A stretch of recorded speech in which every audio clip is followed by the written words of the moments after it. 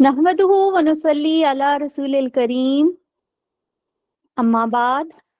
फ़ाऊज़ु बिल्लाहि मिनश शैतानिर रजीम बिस्मिल्लाहिर रहमानिर रहीम अल्लाहुम्मा रब्बना अलहिमना रुश्दना व अइज़ना मिन शुरूरि अनफुसिना अल्लाहुम्मा अरिनल हक्का हक्कन warzuqna इत्तिबाअह व अरिनल बातिला बातिलन warzuqna इज्तिनाबह अल्लाहुम्मा इरहमना बिल कुरआनिल अज़ीम वजअलु लना इमामन व नूरन व हुदन व रहमा अल्लाहुम्मा ज़क्किरना मिन्हु मा नसीना वअल्लिमना मिन्हु मा जहिलना वरज़ुकना तिलावतहु आना अल-लैला व अतराफ़न नहार वजअलहु लना हुज्जतन या रब्बल आलमीन आमीन। रब्बि इश्रह ली सदरी व यस्सिर ली अमरी वाहलुल उक़दतम मिन लिसानी यफ़क़हू क़ौली रब्बी यस्सिर वला तुअस्सिर आमीन आमीन या रब्बल आलमीन। आज हम स्टार्ट करेंगे 11वां पारा, लेकिन उससे पहले अल्लाह ताला से ये दुआ है कि विदाउट एनी डिस्टरबेंस और विदाउट एनी ब्रेक हमारा ये जो लेक्चर है ये अपने अख्ताम को पहुंच जाए। लेकिन अगर बीच में कोई प्रॉब्लम हुआ तो उसके लिए माजरत, और बाकी का जो है तो वो फिर हम देख लेंगे कि जिस तरह से होता है, लेकिन अल्लाह ताला से उम्मीद है कि खैर खैरियत से हो जाएगा। अच्छा, हमारा जो है वो 11वां पारा स्टार्ट है ना, तो 11वां पारा आज हमने करना है। इसमें हमारे पास सबसे जो पहला जो रुकू है वो सूरह तौबा का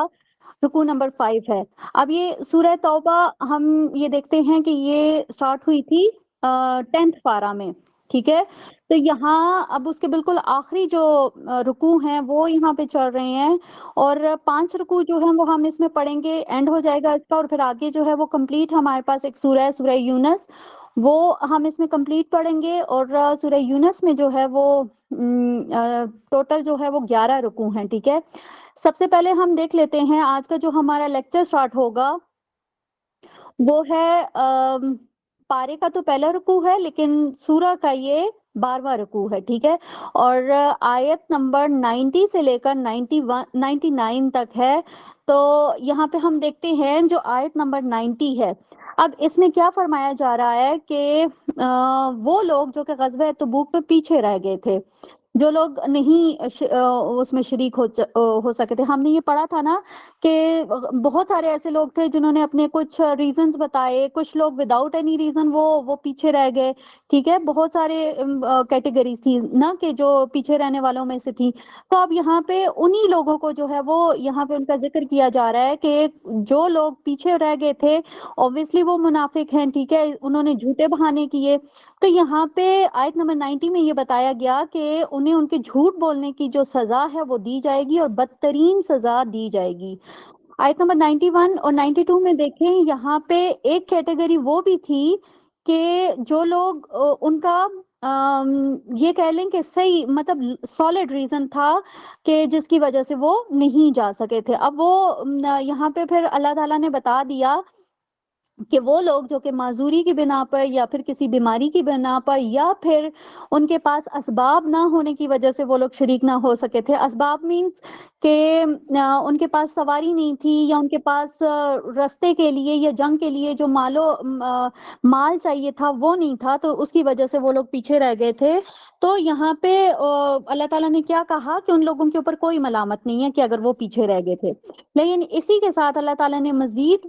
ये बताया कि ऐसे लोग, ऐसे बदबख्त लोग जो कि झूठे बहाने करके जो था वो उन्होंने इतनी भी ज़हमत नहीं की कि कोई अपने तरफ से कोई बहाना बना के, कोई झूठा ही बहाना हो वो बना के, तो वो लोग अपने पीछे रह जाने का कोई भी सबब बता देते, लेकिन उन लोगों ने इतनी भी ज़हमत नहीं की। तो यहाँ पे अल्लाह ताला ने बताया कि जब मुसलमान जो है वो ग़ज़वा तबूक से वापस लौटेंगे, और फिर ये लोग क्या करेंगे, ये जो मुनाफिक लोग हैं ये क्या करेंगे कि मुसलमानों को राजी करने के लिए अपने जो है वो उस वक्त अपने रीजंस देंगे। تو یہاں پہ اعلان کیا گیا آیت نمبر 94 میں ہے کہ جب یہ وہ واپس آئیں گے، بہانے مسلمان واپس آئیں گے، یہ لوگ اپنے ریزنز جھوٹی کہانیاں گھڑ کے ان کو راضی کرنے کی کوشش کریں گے، تو یہاں اللہ تعالیٰ نے کہا کہ مسلمان اگر ان سے راضی ہو بھی جائیں، نبی کریم صلی اللہ علیہ وسلم اگر ان سے راضی ہو بھی جائیں، تو ایسے بدبختوں سے اللہ تعالیٰ ہرگز بھی راضی نہیں ہوگا۔ آگے دیکھیں آیت نمبر 97 اور 98 میں، اب دیکھیں اس میں ان لوگوں کا ذکر ہے کہ جو لوگ دور دراز دیہاتوں میں رہتے تھے، ٹھیک ہے، بدو لوگ، ٹھیک ہے، ان کے بارے میں بات کی جا رہی ہے۔ اب یہاں پہ ان کی نا ایک مینٹیلٹی جو ہے وہ بتائی جا رہی ہے۔ اب جب ان سے مال جو ہے وہ اس کا مطالبہ کیا گیا، یا زکوٰۃ، یا جس بھی مد میں جو ہے وہ ان کا اپنا مال خرچ کرنا پڑتا نا، تو وہ اس کو تاوان سمجھتے تھے۔ اب اس کی وجہ یہ ہے کہ وہ اللہ کے رسول صلی اللہ علیہ وسلم کے پاس وہ نہیں آئے، انہوں نے ان سے کوئی دین نہیں سیکھا، کوئی تعلیمات نہیں سیکھی۔ تو یہاں پہ بتایا گیا کہ اگر وہ لوگ اگر یہ دین کو سیکھ لیتے، نبی کریم صلی اللہ علیہ وسلم کے علم سے مستفید ہو جاتے، تو میں بھی پاسبل کہ ان کے بھی دل ایمان سے وہ منور ہو جاتے، اور یہ جو منافقت والی بیماری ہے وہ اس بیماری سے بچ جاتے۔ آیت نمبر 99 ہے، اس میں کہا جا رہا ہے کہ اب سارے دیہاتی ایسے نہیں تھے، کچھ دیہاتی ایسے بھی تھے جو کہ اللہ تعالیٰ اور رسول اللہ صلی اللہ علیہ وسلم کے اوپر ایمان بھی رکھتے تھے، اور جب بھی ان سے خرچ کی بات کی جاتی تھی تو وہ اللہ تعالیٰ کے راستے میں دل کھول کے جو ہے وہ خرچ کیا کرتے تھے، اپنا مال خرچ کرتے تھے، اور پھر اپنے جو مال ہے اس کو اللہ تعالیٰ کی قربت اور رسول اللہ صلی اللہ علیہ وسلم کی دعاؤں کے حصول کا ذریعہ بھی سمجھتے تھے۔ تو یہاں پہ اللہ تعالیٰ نے فرمایا کہ عنقریب ان کی مراد پوری ہوگی اور انہیں اللہ تعالیٰ اپنی رحمت میں داخل فرمائے گا۔ یہاں پہ ہمارا پہلا رکوع کمپلیٹ ہو جاتا ہے۔ اگلا جو رکوع ہے رکوع نمبر 2 اور سورہ کا رکوع نمبر 13، یہ جو ہے آیت نمبر 100 سے لے کر 110 تک ہے، 100 سے 110 تک۔ اب یہ جو رکوع ہے اس میں ان مہاجرین اور انصار جو تھے ان کی تعریف کی گئی ہے کہ جنہوں نے اسلام قبول کرنے اور اس کی سربلندی کے لیے قربانیاں دینے کے لیے انہوں نے سبقت کی تھی، ٹھیک ہے، اور پھر ان لوگوں کی بھی تعریف کی گئی کہ جن لوگوں نے ان کو دیکھ کر ان سے جو ہے وہ گائیڈنس لی اور وہ بھی اسی راستے کے اوپر جو ہے وہ عمل پیرا ہو گئے۔ تو یہاں پہ ان دونوں کیٹیگریز کے لیے اللہ تعالیٰ نے جنت کی خوشخبری دی ہے، اور پھر یہاں پہ مزید یہ فرمایا گیا کہ اسلام قبول کرنے کے بعد اس کو جو ہے وہ آگے پہنچانے کے لیے، اس کی سربلندی کے لیے ان ساری چیزوں سے گریز کرنے والے کون لوگ ہوتے ہیں؟ وہ منافق ہوتے ہیں۔ اب منافقین کے لیے اللہ تعالیٰ نے کیا کہا کہ انہیں بار بار ذلت کا سامنا کرنا پڑے گا، دنیا میں بھی، ٹھیک ہے، موت کے وقت بھی انہیں شدید اذیت سے گزرنا پڑے گا، اور آخرت میں تو اوبیسلی ان کے لیے دردناک عذاب ہے ہی ہے جس سے وہ گزریں گے۔ آیت نمبر 102 میں اگر دیکھیں، یہاں پہ کچھ ایسے لوگوں کا بھی ذکر ہے کہ جن کی کچھ نیکیاں ہیں، ٹھیک ہے، ان نیکیوں کے ساتھ ان کی تھوڑی بہت خطائیں بھی ہیں، ان کی کچھ غلطیاں بھی ہیں، مینس دونوں کا کچھ ایک جیسا لیول ہے، غلطیوں کا بھی اور نیکیوں کا بھی۔ تو یہاں پہ ان لوگوں کو امید دلائی گئی کہ اگر ان فیوچر وہ اپنی اصلاح کر لیتے ہیں، اپنے آپ کو ٹھیک کر لیتے ہیں اور اللہ تعالیٰ کی راہ میں صدقہ و خیرات کرتے ہیں، تو پھر اللہ تعالیٰ انہیں معاف فرما دے گا۔ آیت نمبر 106، اس میں 3 ایسے لوگ ہیں کہ جن کا ذکر کیا گیا ہے جو کہ غزوہ تبوک میں شریک نہیں ہوئے تھے، لیکن وہ لوگ سچے مومن تھے۔ اب یہاں پہ جب یہ نبی کریم صلی اللہ علیہ وسلم واپس آئے تھے تو انہوں نے رسول اللہ صلی اللہ علیہ وسلم کے پاس آ کر اپنی جو ایک غلطی تھی اس کو بھی مان لیا، اس کو بھی ایکسیپٹ کر لیا، لیکن کیا ہوا کہ یہاں پہ اللہ تعالیٰ نے ان کے لیے کوئی فیصلہ جو ہے وہ نہیں سنایا کہ ان کی جو غلطی ہے اس کو تسلیم کر لیا گیا، اس کو بخش دیا گیا یا اس کو ایکسیپٹ نہیں کیا گیا۔ تو یہاں پہ کیا ہوا کہ اللہ تعالیٰ کی طرف سے ان کا جو فیصلہ ہونا تھا اس کو ڈیلے کر دیا گیا۔ اسی رکوع میں اب یہ جو 3 لوگ تھے، یہ کون لوگ تھے؟ ان کو آپ دیکھ لیں، پہلے جو تھے یہ کعب بن مالک تھے، ٹھیک ہے، دوسرے ہلال بن امیہ، اور تیسرے ہیں مرارہ بن ربی۔ یہ 3 صحابی ایسے تھے کہ جو جنگ میں شریک نہیں ہوئے تھے، پھر انہوں نے آ کے اپنے ریزنز بتائے، لیکن وہ ریزنز ایسے تھے کہ مطلب ان کے ساتھ کوئی ایشو نہیں تھا، without any reason, without any logic, یا کوئی بھی پریشانی یا کوئی بھی مسئلہ نہیں تھا، لیکن اس کے باوجود وہ صرف سستی کی بنا پر نہیں گئے تھے جنگ میں، تو انہوں نے واپس آ کے نبی کریم صلی اللہ علیہ وسلم کو ساری بتا بھی دیا، کوئی بہانہ نہیں بنایا، کوئی عذر پیش نہیں کیا، صرف یہ کہہ دیا کہ ہم لوگ صرف سستی کی بنا پہ نہیں جا سکے تھے، تو اس لیے ان کا فیصلہ مؤخر کر دیا گیا تھا۔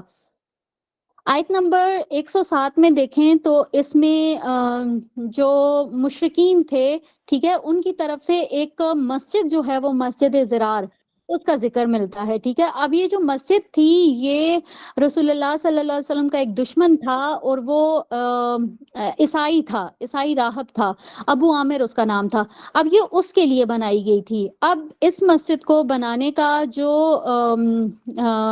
مین پرپز اگر آپ کہیں تو وہ یہ تھا کہ ظاہرہ مسلمان ایک جگہ پہ اگر اکٹھے ہوں گے تو ان کا مقصد یہی ہوگا کہ اسلام کی سربلندی کے لیے وہ جو ہے وہ اکٹھے ہوں گے۔ اب یہ لوگ جو تھے، یہ ظاہرہ ان کے دشمن تھے، یہ جو ابو راہب تھا یہ نبی کریم صلی اللہ علیہ وسلم کا دشمن تھا،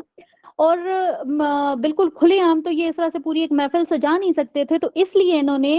فرنٹ پہ رکھا مسجد کو کہ ہم لوگ مسجد تعمیر کر رہے ہیں اور اس میں ہم اپنی نماز وغیرہ ادا کریں گے، لیکن ہڈن جو ان کا پرپز تھا وہ کیا تھا کہ مسلمانوں کے خلاف، نبی کریم صلی اللہ علیہ وسلم کے خلاف سازشیں کرنے کے لیے، اور وہ ان ساری چیزوں پلاننگز کے لیے انہوں نے یہ مسجد بنائی۔ آیت نمبر 109 میں دیکھیں تو اللہ تعالیٰ نے جو ہے وہ نبی کریم صلی اللہ علیہ وسلم کو اس چیز سے جو ہے وہ ہٹا دیا، مطلب 109 میں اگر آپ دیکھیں گے تو آپ کو کمپیریزن ملے گا ان دو، یہ مسجد کا، ٹھیک ہے۔ اس مسجد کے ساتھ پھر ایک اور مسجد تھی جو کہ نبی کریم صلی اللہ علیہ وسلم نے تعمیر کروائی تھی، یہاں ہجرت کے دوران جب وہ یہاں پہ آ رہے تھے تو ایک مقام مسجد قباء میں انہوں نے بنائی تھی، سوری قباء کے مقام پر مسجد بنائی تھی، تو وہ مسجد قباء کے نام سے وہ مشہور تھی۔ تو یہاں پہ اللہ تعالیٰ نے جو ہے وہ بتایا کہ آپ کو یہ جو مسجد زرار ہے اس میں نماز پڑھنے کے بجائے آپ کو اس مسجد میں نماز پڑھنی چاہیے جو کہ جس کی بنیاد جو ہے وہ تقوی کے اوپر رکھی گئی ہے۔ یہاں پہ اگر آپ آیت نمبر 109 کا وہ دیکھیں گے نا تو اس کے اندر ٹرانسلیشن کے اندر آپ کو بالکل کلیئر ایک کمپیریزن بتایا جا رہا ہے اللہ تعالیٰ کی طرف سے، کس طرح سے اللہ تعالیٰ نے آگاہ کیا نبی کریم صلی اللہ علیہ وسلم کو کہ وہ مسجد جس کی بنیاد تقوی کے اوپر رکھی تھی وہ اس سے کئی زیادہ بہتر ہے کہ یہ جو مسجد جس کی بنیاد ہی جو ہے وہ ایک کھائی کے کنارے کے اوپر ہے، اور وہ ایسی کھائی ہے کہ وہاں سے وہ خود تو گرے گی لیکن اپنے ساتھ اس مسجد کو یوز کرنے والوں کو بھی لے کے گرے گی۔ تو یہاں پہ اس چیز کو بتایا گیا کہ اس مسجد سے وہ مسجد بہتر ہے جو کہ تقوی کی بنیاد پہ رکھی ہوئی ہے۔ اب یہاں پہ اگر تھوڑا سا اس چیز کو تھوڑا سا الیبوریٹ کریں تو ہم یہ دیکھتے ہیں نا کہ جب بھی کوئی عمارت بنائی جاتی ہے، کوئی بھی بلڈنگ بنائی جاتی ہے تو اس کے لیے ہمیشہ کوئی مضبوط بیس دیکھی جاتی ہے، ٹھیک ہے، ایسی جگہ دیکھی جاتی ہے جو کہ کھوکھلی نہ ہو، کسی کھائی وغیرہ کے کنارے پہ نہ ہو، تو وہاں پہ عمارت تعمیر کی جاتی ہے۔ اور لیکن اس کے برعکس یہ جو مسجد زرار تھی اس کی اگزامپل اللہ تعالیٰ نے کس طرح سے دی کہ یہ ایسی ایک جگہ ہے کہ جو کہ جہنم کی جس طرح سے کہہ لیں کہ اس کی گہرائیوں کے اوپر، اس کی کھائی کے اوپر جو ہے وہ تعمیر کی ہوئی ہے، اور یہ خود تو گرے گی لیکن اپنے ساتھ جو ہے وہ اپنے مکینوں کو بھی لے کے گر جائے گی۔ تو یہاں پہ ایک کمپیریزن جو ہے وہ ہمیں اس آیت میں ملتا ہے۔ اسی طرح سے آگے اگر دیکھیں تو اس میں یہی جو 3 لوگ تھے، ٹھیک ہے، جن کا فیصلہ مؤخر کر دیا گیا تھا، اب یہ ان کا فیصلہ جو ہے وہ ہم نیکسٹ رکوع میں آیت نمبر 118 میں دیکھیں گے۔ یہاں پہ یہ والا جو ہمارا رکوع ہے، اب یہ رکوع نمبر 2 یہ والا ہمارا کمپلیٹ ہوتا ہے، اور اس کا اینڈ جو ہے وہ کس پہ ہو رہا ہے؟ یہاں پہ اللہ تعالیٰ نے کیا کہا کہ یہ جو مسجد قباء ہے، ٹھیک ہے، اس مسجد کے نمازی، اب پچھلی ہم نے اس کا دیکھا کہ اس میں اللہ تعالیٰ نے کس طرح سے کہا کہ یہ اپنے مکینوں کو بھی جو ہے وہ اپنے ساتھ لے کے جہنم میں گر جائے گی، لیکن اس کے برعکس جو وہ مسجد جس کی بنیاد تقوی کے اوپر رکھی ہے تو اس کے جو نمازی ہیں وہ انتہائی نیک سیرت اور مخلص ہیں، اور وہ طہارت کا خاص اہتمام کرتے ہیں، اس لیے کہ اللہ تعالیٰ جو ہے وہ مطہرین کو پسند کرتا ہے۔ تو یہاں پہ یہ پورا کمپیریزن جو ہے وہ ہمیں نظر آ جاتا ہے۔ رکوع نمبر 3 ہے آیت نمبر 111 سے لے کر 118 تک۔ اب اس میں اگر آیت نمبر 111 کو دیکھیں گے تو اس میں اللہ تعالیٰ نے ایک بہت ہی خوبصورت ایک جو مومنین ہیں ان کے لیے ایک بات یہاں پہ بیان کی گئی ہے کہ اللہ تعالیٰ نے کیا کہا کہ اللہ تعالیٰ نے مومنوں کی جو جان ہے اور ان کا جو مال ہے اس کو جنت کے بدلے میں خرید لیا ہے. یعنی کہ کوئی بھی مومن ہے اس کا جان ہو گئی، اس کی جان ہوگی، ٹھیک ہے، اور اس کا مال، یہ جو دونوں چیزیں ہیں نا، ان دونوں کے بدلے میں اللہ تعالیٰ نے جنت کا اس کے ساتھ سودا کر لیا. اب یہ جو مومنین ہیں وہ کیا کرتے ہیں، یہاں پہ ہمیں ان کی صفات نظر آتی ہیں آیت نمبر 11 میں. تو اگر اس کو دیکھا جائے تو کون کون سی صفات ہیں مومنین کی، کہ وہ اللہ تعالیٰ کی راہ میں جنگ کرتے ہیں، کفار کو قتل کرتے ہیں، وہ خود بھی اپنی جانیں دیتے ہیں، اور اپنی وہ جو کفار ہیں یا مشرکین ہیں جن کے ساتھ وہ لڑتے ہیں ان کی جانیں لیتے بھی ہیں. اور پھر وہ اللہ تعالیٰ کے ساتھ، اب یہ جو ظاہر ہے ایک مسلمان جب کلمہ پڑھ لیتا ہے، وہ مسلمان ہو جاتا ہے، تو یہ جو کلمہ پڑھنا ہے نا، یہ اللہ تعالیٰ کے ساتھ عہد کرنا ہے. اور اس عہد کا تقاضا یہ ہے کہ اللہ تعالیٰ کے دین کے لیے اتنی جو ہے وہ جد و جہد کی جائے، اتنی کوشش کی جائے کہ اگر کبھی باطل کے ساتھ ٹکرانے کا مرحلہ آ جائے نا، تو اس میں جو ہے وہ ہمیشہ وہ ثابت قدم رہے، ہمت اس کی نہ ٹوٹے. ٹھیک ہے، اسی چیز کو اگر ہم لوگ تعویل عام میں بھی دیکھیں تو آج ہمارے سامنے بھی اس طرح کی بہت ساری اگر دیکھیں تو آبسٹیکلز آ جاتی ہیں کہ جس کو دین کو لے کے، ٹھیک ہے، تو اس کو وہ اس چیز کو سر کرنا بڑا مشکل ہو جاتا ہے. لیٹ سپوز اگر میں آپ کو ابھی یہ ریسنٹ جو ایک ایگزامپل دوں، جس طرح سے یہ ابھی یہ شب معراج یا پھر شب قدر والا وہ سارا معاملہ تھا، اور اس کے اوپر ایک کمپلیٹ لیکچر بھی دیا گیا آپ کو. تو یہ جو چیزیں ہیں یہ ایسی چیزیں ہیں کہ مطلب اتنی پختہ ہو چکی ہیں وہ ہمارے ذہنوں میں، ہماری عادات اتنی اس کے اوپر پختہ ہو گئی ہیں کہ ہمیں نا بالکل نہیں لگتا کہ جو ہے وہ یہ صحیح کام نہیں ہے یا کچھ. مطلب ایون ہم اپنے خود سے نا اس کی ریزنز بھی، لاجکس بھی دینا شروع کر دیتے ہیں کہ نہیں نہیں بھائی ایک اچھا کام ہے اور اس سے جو ہے وہ روکا جا رہا ہے. تو نہیں بھائی، جو چیز جس طرح سے اللہ تعالیٰ نے دے دی وہ اسی طرح سے ہے، جس طرح سے رسول اللہ صلی اللہ علیہ وسلم نے بتا دی، ہم نے تو اسی کو فالو کرنا ہے نا، ہم اس میں ایڈیشن نہیں کر سکتے کیونکہ دین کمپلیٹ ہو چکا ہے. تو یہاں پہ بھی یہی چیز بتائی جا رہی ہے کہ اگر کوئی کلمہ پڑھ لیتا ہے، مسلمان ہو جاتا ہے، تو وہ اس کا اللہ تعالیٰ کے ساتھ ایک عہد ہو جاتا ہے. اور اس عہد کا تقاضا یہی ہوتا ہے کہ اللہ تعالیٰ کے دین کے لیے جو ہے وہ آپ نے جدوجہد کرنی ہے. یہاں پہ ضرور جو ہے وہ یہ دعا کر لیں کہ ہمیں بھی اللہ تعالیٰ جو ہے وہ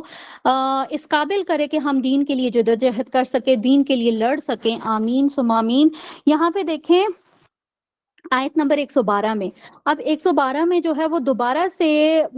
یہ جو عہد کی بات کی گئی ہے نا، اس عہد کو پورا کرنے والوں کے کیریکٹرسٹکس جو ہیں وہ یہاں پہ ہمیں ملتے ہیں. اب وہ کون لوگ ہوتے ہیں؟ وہ اللہ تعالیٰ کے حضور توبہ کرنے والے ہوتے ہیں، وہ رکوع کرنے والے ہوتے ہیں، سجدہ کرنے والے ہوتے ہیں، وہ دنیا کی جتنی بھی اٹریکشنز ہیں ان سے وہ کنارہ کشی کرنے والے ہوتے ہیں، اور اسی کے ساتھ ساتھ وہ کثرت کے ساتھ اللہ تعالیٰ کی حمد کرنے والے ہوتے ہیں، نیکیوں کا حکم دینے والے ہوتے ہیں اور برائیوں سے روکنے والے ہوتے ہیں. اور سب سے جو اہم بات ہے کہ وہ اللہ تعالیٰ کی حدود کی حفاظت کرنے والے ہوتے ہیں. اب یہاں پہ اللہ تعالیٰ نے جو ہے وہ ہمیں پوری ایک چارٹ دے دیا، ٹھیک ہے. اب ہم نے اپنے گریبانوں میں یہ جھانکنا ہے کہ کیا ہمارے اندر اللہ نہ کرے کہ ان میں سے کوئی ایسی چیز تو نہیں ہے جو صفات اللہ تعالیٰ نے بتائی ہیں. تو ہمیں ان ساری چیزوں کو اپنا جو ہے ایک محاسبہ کہتے ہیں نا، وہ کرنے کی ضرورت ہے کہ آیا کون سی ایسی چیز ہے جس کی ہمارے اندر کمی ہے. تو ضرور اس چیز کو جو ہے وہ پوائنٹ آؤٹ کر کے اس کو سدھارنے کی کوشش کریں. اللہ تعالیٰ سب کی مدد فرمائے. آگے دیکھیں آیت نمبر 113. اب 113 میں کیا بتایا جا رہا ہے کہ مشرکین کو، ٹھیک ہے، مشرکین کے لیے بخشش کی دعا کرنے سے مومنین کو جو ہے وہ روکا جا رہا ہے، ان کو منع کیا جا رہا ہے. اب یہاں پہ اس کی اگر دیکھیں تو ساتھ میں اگزامپل جو ہے وہ ہمیں حضرت ابراہیم علیہ السلام کی ملتی ہے کہ جس طرح سے حضرت ابراہیم علیہ السلام نے انہوں نے اپنے والد کے لیے دعا کی تھی بخشش کی. تو جس وقت تک ان کو یہ امید تھی کہ یہ جو ہے یہ بات کو سن لیں گے، لیکن جب ان کو یہ بات جو تھی وہ شور ہو گئی تھی کہ اب یہ جو ہے وہ نہیں جو ہے وہ ان کو ہدایت مل سکتی، تو پھر انہوں نے ان کے لیے بھی بخشش کی دعا جو تھی وہ ترک کر دی تھی. تو یہاں پہ ایک جو ہے وہ ہمیں کیا انسٹرکشن ملتی ہے اللہ تعالیٰ کی طرف سے کہ مومنین جو ہیں وہ کبھی بھی مشرکین کے لیے بخشش کی دعا نہ کریں. آگے دیکھیں آیت نمبر 117 میں. اب اس میں دیکھیں ये जो मुहाजिरीन है, ठीक है? मुहाजिरीन और अंसार इन दोनों को की भी जो है वो अल्लाह ताला ने तारीफ़ की है। अब ये वो लोग थे जो कि ग़ज़वे तबूक के एक बहुत ही कठिन मरहला था, एक बहुत ही मुश्किल टाइम था जिसमें उन्होंने नबी करीम सल्लल्लाहु अलैहि वसल्लम का साथ दिया था। और इसी के साथ जो है वो आगे आयत नंबर 118 में देखें तो जैसे पिछले रुकू में बताया गया था ना कि वो 3 सहाबी थे, उनका फ़ैसला मौख़र कर दिया गया था। तो यहाँ पे आयत नंबर 118 में अल्लाह ताला ने वो जो सहाबी थे, 3 जो सहाबा थे उनका भी बख्शिश का फैसला दे दिया था, ठीक है? तो यहाँ पे अब उनकी बख्शिश क्यों हुई, ठीक है? तो यहाँ पे उन्होंने जो था वो ये जिस तरह से उनका फैसला मौखर हो गया था ना, तो इन लोगों का बायकॉट किया गया था, ठीक है? नबी करीम सल्लल्लाहु अलैहि वसल्लम की तरफ से जो था वो इनका सोशल बायकॉट किया गया था कि इनके साथ कोई भी नहीं बोलता था, और ये बायकॉट जो था ये तकरीबन 50 डेज तक जो था ये रहा था। और लेकिन ये जो 50 दिन थे इनमें इन्होंने कहीं पे भी इन्होंने ऐसा कोई टाइम नहीं था कि इनकी अल्लाह और उसके रसूल के साथ मोहब्बत कम हो गई हो या इन्होंने नमाजें छोड़ दी हों। होता है ना कि हम लोगों के साथ अगर इस थोड़ा सा अगर खुद को इस जगह पे रख के देखें तो बिल्कुल ही नाउमीद हो जाता है इंसान कि भाई बस इसने भी छोड़ दिया, इसने भी छोड़ दिया, ये भी नहीं बुला रहा, तो बस इंसान जो है वो बिल्कुल हिम्मत हार जाता है। लेकिन इन लोगों के केस में ऐसा नहीं हुआ। इन्होंने बाकायदगी के साथ नमाज़ें अदा की, इस्लाम के साथ चिमटे रहे, नबी करीम सल्लल्लाहु अलैहि वसल्लम के साथ सेम उसी तरह से मोहब्बत करते रहे जैसे पहले करते थे। तो इनके इसी रवैये की वजह से अल्लाह ताला ने इनकी तौबा कबूल फरमा ली थी और इनके लिए बख्शिश का जो था वो फैसला कर दिया था। यहाँ पे हमारे ये रुकू कंप्लीट हो जाता है। अगला जो रुकू है वो है रुकू नंबर 15 है और आयत नंबर 119 से 122 पर ये मुश्तमिल है। ये जो आयत है आयत नंबर 119, इसमें अगर देखें तो इसमें अल्लाह ताला की तरफ से मोमिनों को ये हिदायत दी गई कि अल्लाह ताला की नाफरमानी से बचें और इसके लिए नेक लोगों का उनकी कंपनी जो है वो इख्तियार करें। आयत नंबर 120 में बताया गया कि ग़ज़वे तबूक के मौका पर मोमिनों के लिए ये चीज़ सूटेबल नहीं थी, उनके लिए ये जायज़ नहीं था कि वो रसूलुल्लाह सल्लल्लाहु अलैहि वसल्लम की ज़िंदगी के ऊपर अपनी ज़िंदगी को वो तरजीह देते। मतलब ये जो लोग पीछे रह गए थे ना, उनमें जो मोमिनीन थे, ठीक है? अब जैसे ये पीछे 3 सहाबा की बात की गई, तो यहाँ पे ये बताया जा रहा है कि मोमिनीन के लिए ये जायज़ नहीं था कि वो अपनी जानों की नबी करीम सल्लल्लाहु अलैहि वसल्लम की जान के ऊपर अपनी जानों को वो तरजीह देते। और फिर इसी के साथ जो है वो ये भी बताया गया कि अल्लाह ताला की राह में उठाया हुआ आपका एक कदम या फिर अल्लाह ताला की राह में उठाई हुई आपकी तकलीफें जो बर्दाश्त करता है इंसान, और इसी के साथ जो सदकात जो हैं वो पेश किए जाते हैं अल्लाह ताला की राह में, तो अल्लाह ताला जो है वो उनका बेहतरीन अजर देता है। और आयत नंबर 122 में देखें, इसमें यहाँ पे ये बताया गया कि हर कौम में, हर कबीले में ऐसे कुछ लोग, ठीक है? ऐसे कुछ मखसूस लोग होने चाहिए कि जो कि दीन सीखना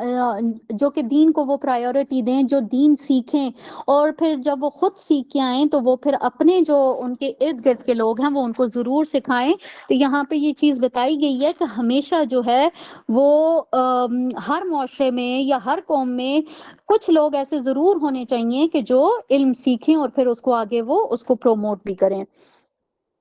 यहाँ पे रुकू जो है वो हमारा 15 खत्म हो जाता है। अगला जो रुकू है सूरह का लास्ट रुकू है, ठीक है? और ये इसमें आयत नंबर 123 से 129 129 तक है। अब यहाँ पे अगर देखेंगे तो आयत नंबर 123 में जो है वो ये बताया गया कि जब भी काफिरों के साथ जंग हो तो उनके साथ जो है वो बिल्कुल भी आपने नरमी वाला मामला नहीं करना है। और इसी तरह से आगे अगर देखें तो यहाँ पे मोमिनों को ये भी हदायत दी गई कि अपने-अपने इलाकों में जो है वो जब दीन इस्लाम का गलबा हो जाए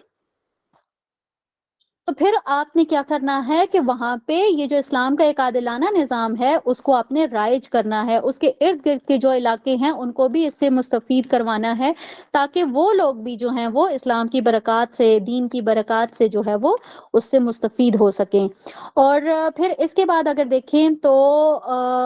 آیت نمبر 124 میں اللہ تعالیٰ کی طرف سے بہت ہی مطلب نہایت افسوس کے ساتھ یہ بات جو ہے وہ کی گئی ہے کہ جب بھی کوئی سورہ نازل ہوتی ہے تو منافقین طنز کرتے ہیں، طنزاً مسلمانوں سے پوچھتے ہیں کہ بھائی بتاؤ اس سورہ نے یا اس آیت نے تمہارے ایمان میں کتنا اضافہ کیا ہے؟ تو یہاں پہ پھر اس کا جواب دیا گیا کہ جو سچے مومن ہوتے ہیں ان کے ایمان میں ہمیشہ جو ہے وہ اضافہ ہوتا رہتا ہے، لیکن وہ لوگ کہ جن کے دل میں دنیا کی محبت گھر کر جاتی ہے تو پھر کیا ہوتا ہے کہ ان کی جو خباثت ہوتی ہے وہ ان آیات کی وجہ سے مزید جو ہے وہ ان میں بھی اضافہ ہوتا رہتا ہے۔ آیت نمبر 128 ہے، اس میں اگر دیکھیں گے تو مسلمانوں کو آگاہ کیا گیا کہ رسول اللہ صلی اللہ علیہ وسلم تم سے بہت زیادہ محبت کرنے والے ہیں، وہ تمہارے لیے خیر خواہ ہیں، ہمیشہ تمہارے لیے بھلائی کے طلبگار رہتے ہیں۔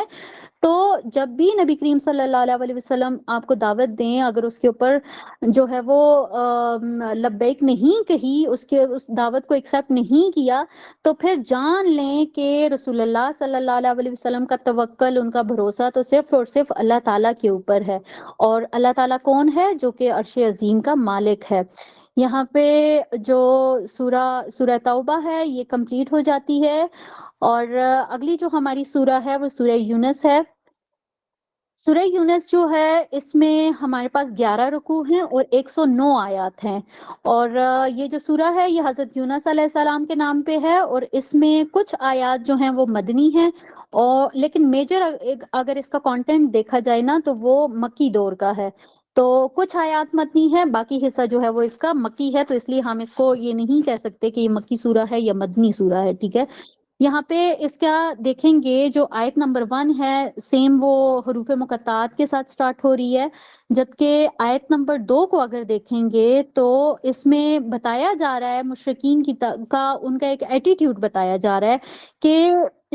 جب اللہ تعالیٰ کی طرف سے نبی کریم صلی اللہ علیہ وسلم کے اوپر جب وحی نازل کی گئی تو اہل مکہ جو تھے ان کو یہ بات بڑی عجیب لگی، اور ان کی کیا سٹیٹمنٹ تھی کہ یہ کیسے ہو سکتا ہے کہ اللہ تعالیٰ جو ہے وہ ایک انسان کو جو ہے وہ اٹھ کے اور اس کے اوپر وحی نازل کر دے، اس کو اپنا رسول ڈکلیئر کر دے۔ تو یہ جو چیز تھی اس کو بجائے یہ کہ اس کو ایکسیپٹ کرتے، انہوں نے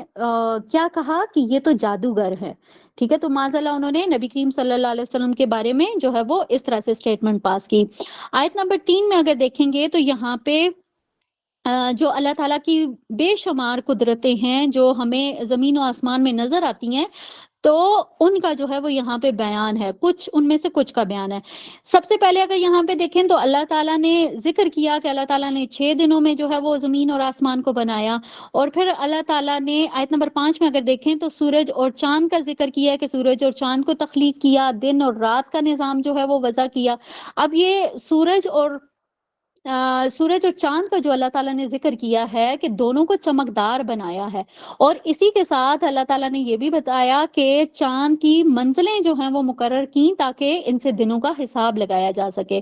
آیت نمبر 6 میں اگر دیکھیں گے تو یہاں پہ دن اور رات کا ذکر کیا گیا ہے کہ کس طرح سے دن کے بعد رات آ جاتی ہے، رات کے بعد دن آ جاتا ہے۔ تو یہ جتنی بھی کائنات کے اندر اللہ تعالیٰ کی قدرت کے جتنے بھی مظاہر ہیں نا، تو اس میں سمجھنے والوں کے لیے، غور و فکر کرنے والوں کے لیے بہت ساری نشانیاں ہیں۔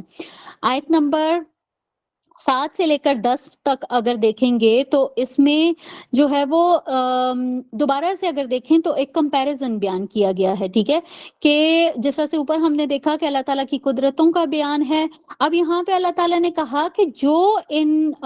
قدرتوں کے اوپر، جو ان مظاہر کے اوپر اگر غور کرتے ہیں پھر ایمان لے آتے ہیں تو ایسے لوگوں کے لیے جنت ہوگی، وہ جنت کے حقدار ہوں گے۔ لیکن اس کے اپوزٹ اگر جو لوگ یعنی کہ وہ اس دنیا میں کھو جاتے ہیں، مطلب اب یہ کائنات اللہ تعالیٰ نے بنائی ہے، اس کے اندر یہ جو پہاڑ، دریا، یہ ہوائیں، یہ دن رات، سورج چاند، یہ جو چیزیں ہیں یہ آپ کی غور و فکر کے لیے ہیں، ان کے اوپر آپ کو تحقیق کرنی چاہیے کہ کس طرح سے جو ہے وہ کیا سسٹم ہے کہ ایک پورے ایک ڈسپلن کے ساتھ جو ہے وہ ہر چیز کام کر رہی ہے، ہر چیز جو ہے وہ چاہے چاہے وہ دن رات ہیں، چاہے وہ سورج چاند ہیں، جس طرح سے اللہ تعالیٰ نے اگزامپل دی، تو ہر چیز جو ہے وہ اللہ تعالیٰ کی بڑائی بیان کر رہی ہے. لیکن اس کے اوپر اگر غور و فکر کریں گے تو ٹھیک، نہیں کریں گے تو پھر اللہ تعالیٰ نے کیا کہا، جو کہ صرف اس دنیا کے حسن میں کھو جائیں گے، وہ غافل ہو جائیں گے، وہ تحقیق نہیں کریں گے، غور و فکر نہیں کریں گے، تو وہ پھر جہنم کا نوالا بنیں گے. اللہم لا تجعلنا منہم، آمین ثم آمین. یہاں پہ ہمارا جو پہلا رکوع ہے وہ کمپلیٹ ہو جاتا ہے. دوسرے رکوع کو دیکھیں گے. دوسرا جو رکوع ہے اس میں آیت 11 سے لے کر 20 تک جو ہے وہ اس میں آیات ہے. یہاں پہ دیکھیں آیت نمبر 11 جو ہے، 11 میں اب کہا جا رہا ہے کہ جس طرح سے مشرکین مکہ جو تھے وہ عذاب کے لیے جلدی کر رہے تھے، تو یہاں پہ اللہ تعالیٰ نے کیا کہا کہ جس طرح سے یہ لوگ جلدی کر رہے ہیں عذاب کے لیے، تو اگر اللہ تعالیٰ بھی اسی طرح جلدی سے اگر ریئیکٹ کر دے، اللہ تعالیٰ بھی اگر جس طرح سے وہ جلد بازی کر رہے ہیں اللہ تعالیٰ بھی جلد بازی کر لیں، تو پھر تو سمجھیں کہانی ختم نا، سب کچھ ختم. لیکن چونکہ اللہ تعالیٰ نے جو ہے وہ ان ساری چیزوں کا جو پہلے سے فیصلہ کیا ہوا ہے، ہر چیز ہر کام اپنے وقت پہ ہی ہونا ہے، تو اسی لیے یہاں پہ جو ہے وہ اللہ تعالیٰ نے کیا کہا کہ یہ لوگ اس لیے جلد بازی کریں کہ یہ اللہ تعالیٰ کے سے ملاقات کے امیدوار نہیں ہے، یعنی کہ آخرت کے اوپر ان کا جو ہے وہ ایمان نہیں ہے، اسی وجہ سے جو ہے وہ اس طرح کی حرکتیں کر رہے ہیں. لیکن اپنی اسی سرکشی کی وجہ سے یہ لوگ اتنے اندھے ہو گئے ہیں، اور اسی طرح یہ اسی اندھے پن میں جو ہے وہ جہنم میں داخل کر دیے جائیں گے. آیت نمبر 12 کو اگر دیکھیں گے تو اس میں بتایا گیا کہ جب بھی انسان کو جو ہے وہ تکلیف پہنچتی ہے تو وہ کھڑا ہے، چاہے بیٹھا ہے، چاہے لیٹا ہے، اس کو سکون نہیں ہوتا. وہ ہر حالت میں جو ہے وہ اللہ تعالیٰ کو یاد کر رہا ہوتا ہے، گڑ گڑا رہا ہوتا ہے، اللہ تعالیٰ سے اپنی تکلیف کو دور کرنے کے لیے التجائیں کر رہا ہوتا ہے. لیکن جیسے ہی اس کی وہ تکلیف دور ہو جاتی ہے تو پھر جو ہے وہ ایسے چل دیتا ہے، ایسے وہ رخ موڑ کے چلا جاتا ہے، پیٹھ دکھا دیتا ہے کہ جیسے اس کو کوئی تکلیف ہی نہیں پہنچی تھی. تو یہاں پہ اللہ تعالیٰ نے کیا کہا کہ ایسے لوگ جو کہ ان کے لیے اللہ تعالیٰ جو ہے وہ دنیا کو اور مزین کر دیتا ہے، وہ پھر جو ہے نا وہ غور و فکر والی سائڈ پہ وہ لوگ نہیں آ سکتے ہیں. آیت نمبر اگر 13 میں دیکھیں تو یہاں پہ اللہ تعالیٰ نے بتایا کہ دیکھو تم سے پہلے بہت ساری قومیں، بہت ساری نسلیں جو ہیں وہ ہلاک کر دی گئی ہیں. اب کیوں ہلاک کی گئی؟ سیم یہی والی روش جو کہ مشرکین مکہ نے اپنائی ہوئی ہے، سیم یہی والی روش ان کی بھی تھی. ان کے پاس بھی رسول آئے تھے، جس طرح سے نبی کریم صلی اللہ علیہ وسلم ان لوگوں کے پاس آئے ہیں، تو ان کے پاس بھی آئے تھے، نشانیاں لے کے آئے تھے، لیکن ان لوگوں نے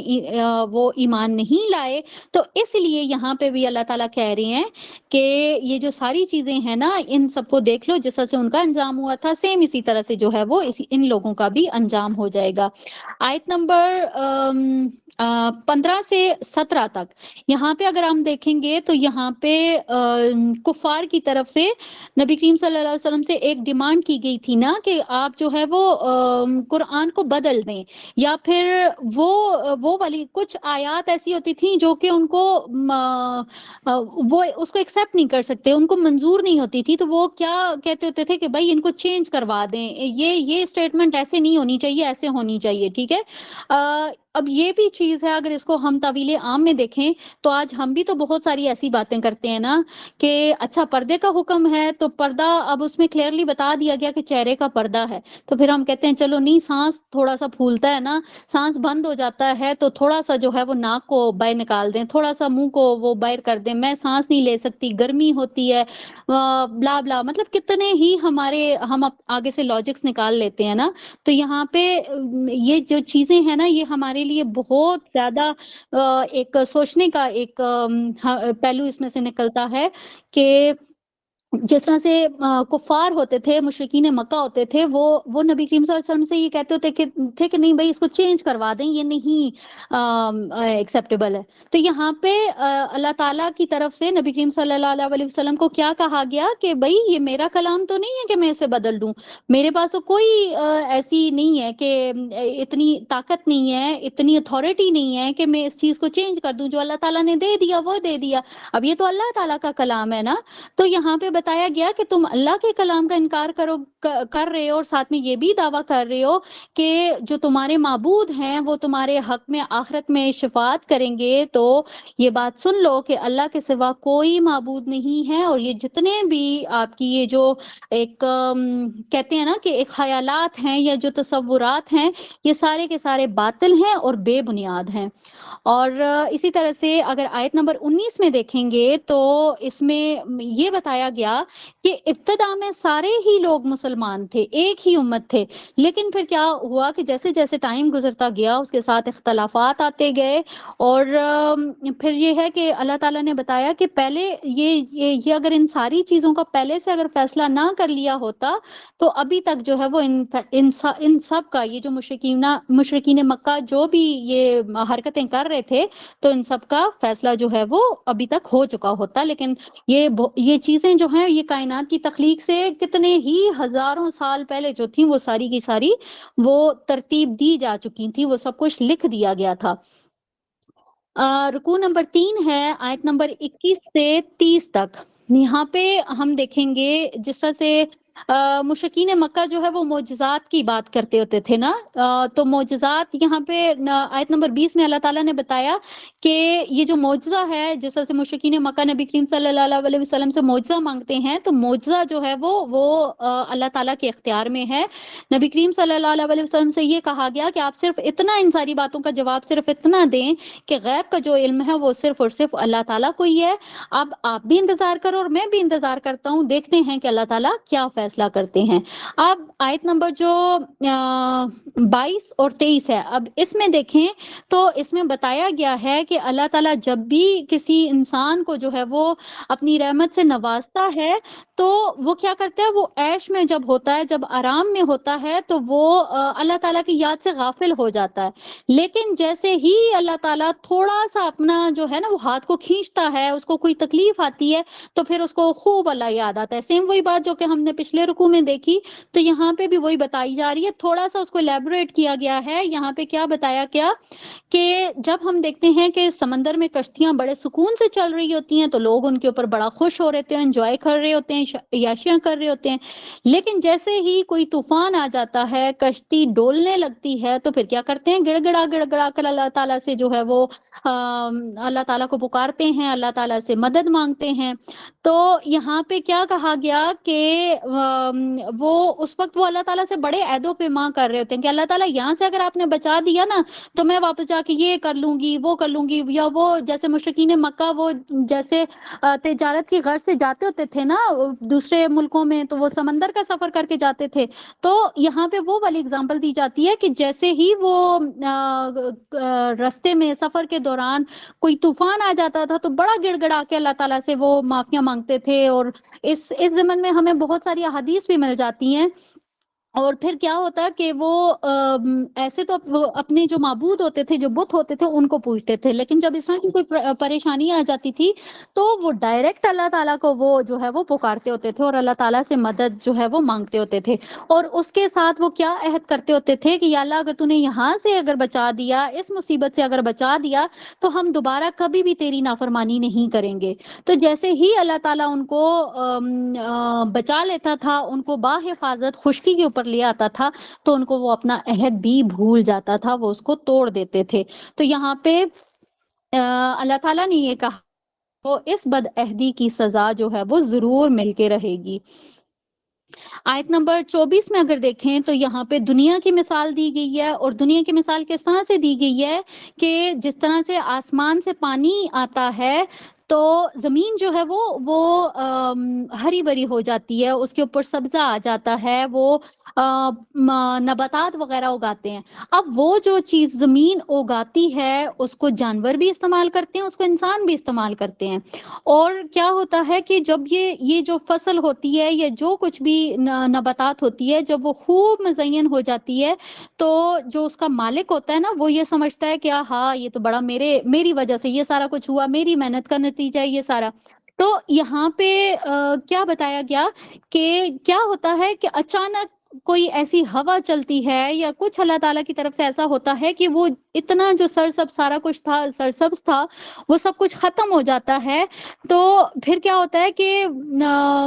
وہ ایسا ہو جاتا ہے کہ جیسے وہ تھا ہی نہیں۔ تو یہاں پہ اللہ تعالیٰ کیا کہہ رہے ہیں کہ یہ دنیا کی مثال سیم ایسی ہے کہ بظاہر تو ہمیں بڑی وہ رنگین، بڑی اٹریکٹیو نظر آتی ہے، لیکن حقیقت میں اگر دیکھا جائے تو یہ کچھ بھی نہیں ہے۔ ایک لمحے میں یہ ختم ہونے والی چیز ہے دنیا، جس کو ہم نے بہت بڑا سمجھا ہوا ہے اور جس کے پیچھے انسان جو ہے وہ آج رول رہا ہے۔ آیت نمبر 26 میں دیکھیں تو اس میں احسان کرنے والوں کے بارے میں جو ہے وہ بات کی گئی ہے، اور احسان کرنے والوں کے بارے میں حسنہ کا لفظ جو ہے وہ استعمال کیا گیا ہے۔ اب آیت میں اگر آپ دیکھیں گے تو اس میں آپ کو نظر آئے گا للذین احسن الحسنى وزیادہ، یعنی کہ جو احسان کرنے والے لوگ ہیں ان کے لیے حسنہ، حسنہ مینز بھلائی، اور بھلائی کے ساتھ ساتھ مزید بھی ان کے لیے جو ہے وہ ہوگا۔ اور اب یہ مزید جو ہے وہ کیا ہوگا کہ بھلائی کا بدلہ تو انہیں ملے گا ہی ملے گا، لیکن اس کے ساتھ کچھ انعامات سے بھی ایسے لوگوں کو نوازا جائے گا۔ آیت نمبر 27 ہے، اس میں بتایا گیا کہ قیامت کے دن نیک لوگ جو ہوں گے ان کے چہرے روشن ہوں گے اور وہ جنت کے مزے لوٹ رہے ہوں گے، جبکہ جو نافرمان ہوں گے ان کے چہرے سیاہ ہوں گے اور وہ جہنم کی آگ میں جل رہے ہوں گے۔ آئی 28 مشرکین فرشتوں اور اولیاء کو اللہ تعالیٰ کے ساتھ شریک ٹھہراتے ہیں، تو یہ قیامت کے دن یہ جتنے بھی اولیاء اللہ یا فرشتے یا جتنی بھی ہستیاں جن کو پوجا جاتا ہے دنیا میں، یہ سارے کے سارے جو ہیں وہ قیامت والے دن اعلان بیزاری کریں گے اور کہیں گے کہ ہم ان کی دعاؤں اور ان کی یہ جو نظر و نیاز اور یہ جو کچھ بھی آج ہم دیکھتے ہیں نا کہ قبروں کے اوپر، مزاروں کے اوپر اتنے چڑھاوے چڑھائے جاتے ہیں دیگیں، تو جو قبر کے اندر مدفون ہے اب اس کو کیا پتا کہ باہر کیا ہو رہا ہے، کتنی دیگیں چڑھائی جا رہی ہیں، کتنی چادریں اوپر بچھائی جا رہی ہیں، وہ چادریں مخمل کی ہیں کہ پھولوں کی ہیں، ان کو اس چیز سے کیا غرض، بھائی وہ تو غافل ہیں۔ تو قیامت کے دن بھی وہ ان ساری چیزوں سے اعلان بیزاری کر دیں گے کہ ہمیں تو کچھ بھی نہیں پتا اب یہ لوگ کیا کرتے رہے ہیں۔ تو یہاں پہ جو آیت نمبر اگر 30 دیکھیں تو اس وقت مشرکین جو ہے وہ ان کو اندازہ ہو جائے گا کہ ان کے یہ جو مشرکانہ عقائد تھے یا جو ان کے یہ جو تصورات تھے وہ کتنے باطل اور گمراہ کن تھے۔ اور یہاں پہ آیت کے آخر میں ہمیں یہ بھی پتہ چلتا ہے کہ انہوں نے جو کچھ بھی اس دنیا میں جو کچھ بھی کیا، جو کچھ بھی آگے بھیجا، تو اس وقت وہ اس کا بدلہ وہ ان کو مل جائے گا۔ رکوع نمبر 4 ہے، آیت نمبر 31 سے لے کر 40 تک ہے۔ اب اس رکوع میں دیکھیں تو جو مشرکین ہے، مشرکین کی طرف سے کچھ کوسچنز تھے، کچھ سوالات تھے جو کہ انہوں نے نبی کریم صلی اللہ علیہ وسلم سے پوچھے تھے۔ مشرکین سے کچھ کوسچنز کیے جا رہے ہیں اللہ تعالیٰ کی طرف سے۔ اب یہاں پہ کیا کہا جا رہا ہے، پہلا کوسچن کیا ہے کہ ان سے پوچھو کہ کون ہے جو انہیں زمین اور آسمان میں رزق دیتا ہے۔ پھر ان سے پوچھا گیا کہ کون ہے جو ان کی بصارت اور ان کو ان کی سماعت کے اوپر اختیار دیتا ہے، یا کس کا اختیار ہے ان کی سماعت اور بصارت کے اوپر۔ پھر پوچھا گیا کہ کون ہے جو کہ مردہ کو زندہ اور زندہ کو مردہ کرتا ہے۔ تو اتنی بڑی یہ جو کائنات ہے، اس کا جو پورا نظام ہے، یہ اس کو کون چلا رہا ہے۔ تو یہ کچھ کوسچنز تھے جو کہ اللہ تعالیٰ کی طرف سے ان مشرکین سے پوچھے گئے تھے۔ آیت نمبر 34 میں اگر دیکھیں تو اس میں ہمیں نظر آتا ہے کہ ان سارے کوسچنز کا آنسر دیا گیا، ٹھیک ہے، کہ جس طرح سے یہاں پہ بتایا گیا کہ جس نے پہلے پیدا کیا تھا تو دوبارہ بھی پیدا کرنے والی قدرت وہی رکھتا ہے، وہی ہے جس نے سیدھے راستے کی طرف جو ہے وہ ہدایت دی ہے، حق کی طرف رہنمائی کی ہے، وہی ہے، اور وہی ہے جس نے ہدایت کے لیے کتابیں نازل کی ہیں۔ تو ان ساری یہ جتنے بھی کوسچنز اوپر اللہ تعالیٰ نے کیے ہیں، ان سارے کوسچنز کے آنسر کیا ہیں کہ یہ سب کچھ اللہ تعالیٰ ہی کرتا ہے۔ اب یہاں پہ جب انسان یہ ایکسیپٹ کر لیتا ہے کہ یہ سب کچھ اللہ تعالیٰ کرتا ہے، تو پھر اگلا کوسچن یہ ہے کہ جب تمہیں یہ یقین ہو گیا کہ اللہ تعالیٰ کرتا ہے، کیونکہ مشرکین یہ بات جانتے تھے کہ یہ جو دن رات ہے اس کا آنا، یہ جو سورج چاند آ رہے ہیں، یہ سارا کچھ یہ اللہ تعالیٰ کر رہا ہے، ٹھیک ہے، وہ یہ بات جانتے تھے، وہ مانتے بھی تھے۔ تو یہاں پہ اللہ تعالیٰ نے وہی کوسچنز پوچھ کے تو پھر بتایا ہے کہ جب تم مانتے ہو کہ یہ سب کچھ اللہ تعالیٰ کر رہا ہے، تو پھر اللہ تعالیٰ کے ساتھ جو اور معبود بنائے ہوئے ہیں، جو شریک بنائے ہوئے ہیں، پھر ان کا کیا جواز بنتا ہے۔ تو یہاں پہ اگر ہم دیکھیں تو یہ جتنے بھی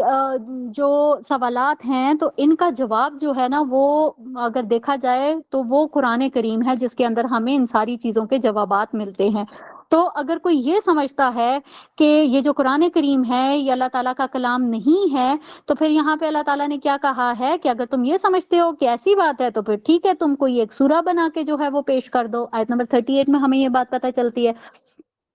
39 میں اگر دیکھیں گے تو اس میں اللہ تعالیٰ نے بتایا کہ جس طرح سے پہلے لوگوں نے کتابوں کو جھٹلایا تھا سیم اسی طرح سے مشرکین مکہ بھی اب وہی کام کر رہے ہیں. اور تو یہاں پہ تھوڑا سا جو ہے وہ اللہ تعالیٰ نے کیٹیگرائز کیا ہے کہ سارے جو مشرکین سارے یہ جو اہل مکہ ہیں، ٹھیک ہے، یہ سارے مشرکین نہیں ہیں. ان میں کچھ لوگ جو ہیں وہ ایسے بھی ہیں کہ وہ ایمان لے آئے ہیں، لیکن کچھ ایسے ہیں کہ جو نہیں لائے ہیں. اب ہم یہ جانتے ہیں نا کہ جو جتنے صحابہ تھے، جیسے حضرت ابو بکر صدیق لائے تھے ایمان، حضرت عمر لے کے آئے تھے، یہ جتنے بھی یہ سارے تھے تو اہل مکہ میں سے، لیکن یہ مشرکین میں سے نہیں تھے. اور یہاں پہ اسی چیز کو یہاں پہ اللہ تعالیٰ نے بتایا ہے کہ کچھ لوگ ایسے ہیں جو کہ ایمان لے آئے ہیں لیکن کچھ ایسے ہیں کہ وہ ایمان نہیں لائے ہیں. تو یہاں پہ اللہ تعالیٰ نے کیا کہا کہ اللہ تعالیٰ فاسدوں سے آگاہ ہے، یعنی کہ اللہ تعالیٰ فساد کرنے والوں کو خوب اچھے سے جانتا ہے. یہاں ہمارا جو رکوع ہے وہ کمپلیٹ ہو جاتا ہے. رکوع نمبر 5 ہے آیت نمبر 41 سے لے کر 53 تک. آیت نمبر 41 سے 44 تک اگر دیکھیں گے تو یہاں پہ اللہ تعالیٰ نے نبی کریم صلی اللہ علیہ وسلم کو یہ بتایا کہ یہ جو لوگ ہیں، مطلب مشرکین مکہ کی بات ہو رہی ہے نا، تو یہاں پہ بتایا جا رہا ہے یہ لوگ ہیں کہ جو آنکھیں ہوتے ہوئے بھی اندھے ہیں، جو کان ہوتے ہوئے بھی بہرے ہیں، یہ آپ کو جھٹلا دیں گے، ٹھیک ہے. اور لیکن اس کے جواب میں آپ نے صرف اتنی بات کہنی ہے کہ تمہارے لیے تمہارا عمل، میرے لیے میرا عمل، ٹھیک ہے. تو یہ اگر اس چیز کو دیکھا جائے، اس کو بیس بنایا جائے تو ہمیں تعویل عام میں اگر دیکھیں تو یہاں پہ بھی ایک چیز نظر آتی ہے کہ جب بھی حق کی بات کسی کے سامنے آئے وہ اس کو ایکسیپٹ نہیں کرتا تو اس کے ساتھ لڑنے جھگڑنے کی ضرورت نہیں ہوتی ہے، ٹھیک ہے. بس صرف اتنا کہہ دینا چاہیے کہ تمہارے لیے تمہارا عمل، میرے لیے میرا عمل، بس یہ بات کافی ہو جاتی ہے. آیت نمبر 45 میں دیکھیں گے تو اس میں بتایا جا رہا ہے کہ جب روز قیامت جب لوگوں کو اٹھایا جائے گا تو وہ فیل کریں گے کہ دنیا کی زندگی تو بڑی تھوڑی سی زندگی تھی، بہت مطلب ایک لمحہ یا اس سے بھی کم. تو یہاں پہ بتایا گیا کہ وہ لوگ خسارے میں ہیں کہ جو اتنی کم مدت کی زندگی کو غفلت میں گزار دیں. مطلب ایک بہت بڑی بات ہے. اگر ہم سبق حاصل کرنا چاہیں نا تو ہم اس آیت سے بھی کر سکتے ہیں کہ دنیا کی زندگی کو ہم نے آج نا بڑا ایڈمائر کیا ہوا ہے. تو یہاں پہ اللہ تعالیٰ نے کہہ دیا کہ وہ لوگ خسارے میں ہیں جو کہ اس دنیا میں غفلت میں ہیں. آیت 47 ہے، اللہ نے تو لوگوں کی ہدایت کے لیے رسول بھیجے اور لوگوں کو اصلاح کے لیے مہلت بھی دی، لیکن جب وہ مہلت ختم ہو گئی تو پھر انہیں ملیا میٹ کر دیا گیا. اللہ تعالیٰ کسی کے ساتھ بھی ظلم نہیں کرتا. اور زمین پہ آج جو بسنے والے ہیں نا وہ عذاب کے منتظر ہیں کہ عذاب آئے گا تو پھر جو ہے وہ تبھی ہم سدھریں گے. اگر ہم دیکھیں آج اگر تعویل عام میں بات کریں نا تو بہت سارے اللہ تعالیٰ کے عذاب ہیں جو کہ ہمیں اپنے ارد گرد نظر آ رہے ہیں. تو یہاں پہ بتایا جا رہا ہے کہ کیا جب آپ کے اوپر عذاب آئے گا آپ تب توبہ کریں گے، تب جو ہے وہ آپ کو احساس ہوگا، اس وقت آپ معافی مانگیں گے.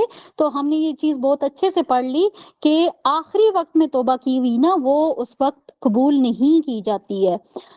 رکوع نمبر 6 ہے آیت نمبر 54 سے 60 تک. یہاں پہ اگر ہم دیکھیں گے تو آیت نمبر اگر 54 میں دیکھیں تو یہاں پہ بتایا گیا ہے کہ جب لوگ جو ہیں وہ آخرت میں عذاب کو دیکھیں گے نا تو اس وقت وہ ان کے پاس وہ کہیں گے کہ ہمارے پاس جو کچھ ہے وہ سارا کچھ لے لیں اور اس کے بدلے میں جو ہے وہ ہمیں یہ عذاب جو ہے وہ ہمارے اوپر سے ہٹا دیں. تو اس وقت یہ اپرچونٹی نہیں ملے گی جیسا سے آج دنیا میں ہوتا ہے نا کہ اگر کوئی کسی مشکل میں پھنس جاتا ہے تو وہ اپنی جتنی دولت جائیداد جو کچھ اس کے پاس ہوتا ہے وہ اس کو دے کے جان چھڑانے کی کوشش کرتا ہے. لیکن آخرت میں یہ والا سین نہیں ہوگا کہ آپ جو ہیں وہ اپنا مال اور جائیداد دے کے جو ہے وہ آخرت کے عذاب سے اپنی جان چھڑا لیں، تو یہ پاسبل نہیں ہے. آیت نمبر 55 سے 58 میں دیکھیں تو یہاں پہ بتایا گیا ہے کہ زمین اور آسمان میں جو کچھ بھی ہے وہ اللہ تعالیٰ کی ملکیت ہے اب اللہ تعالیٰ کون ہے؟ وہ زندہ کرتا ہے، وہی مارتا ہے، اور وہی ہے کہ جو دلوں کے جو امراض ہیں، اب دلوں کے امراض کیا ہیں؟ نفاق، منافقت، یہ ساری چیزیں نا، ہرس ہو گیا، طمع ہو گیا، یہ ساری دلوں کے امراض ہیں۔ تو یہاں پہ اللہ تعالیٰ نے کیا بتایا کہ اللہ تعالیٰ نے جو ہے وہ دلوں کے امراض کے لیے شفا نازل کر دی ہے۔ اب وہ شفا کون ہے؟ کیا ہے؟ قرآن کریم ہے۔ تو یہ جو قرآن کریم ہے، یہ انسان کے دلوں کو غفلت سے نکالنے والی ایک کتاب ہے۔ انسان کی جتنی بھی باطنی بیماریاں ہیں، یا یہ باطنی بیماریاں مینس دنیا کی محبت ہو گئی، یہ ان ساری چیزوں سے، اور یہ جو برائیوں میں مبتلا ہے انسان، یہ قرآن کریم ان سب کا علاج ہے۔ قرآن کریم انسانوں کی عقائد، ان کے اعمال کی اصلاح کے لیے ہدایت ہے، ایسے مومنوں کے لیے دنیا اور آخرت میں رحمت کا باعث ہے جو کہ اس کی دی ہوئی انسٹرکشنز کے اوپر عمل کرتے ہیں۔ تو یہاں پہ دیکھا جائے تو یہ جو قرآن کریم ہے، یہ اللہ تعالیٰ کی رحمت اور اللہ تعالیٰ کے فضل کا ایک مظہر ہے۔ تو یہاں پہ لوگوں کو چاہیے کہ وہ اس قرآن جیسی نعمت کے حصول کے اوپر خوشیاں منائیں۔ یہاں پہ اگر ہم دیکھیں تو آیت نمبر 59 جو ہے، اس میں بتایا جا رہا ہے کہ اللہ تعالیٰ نے جتنا بھی رزق اتارا ہے،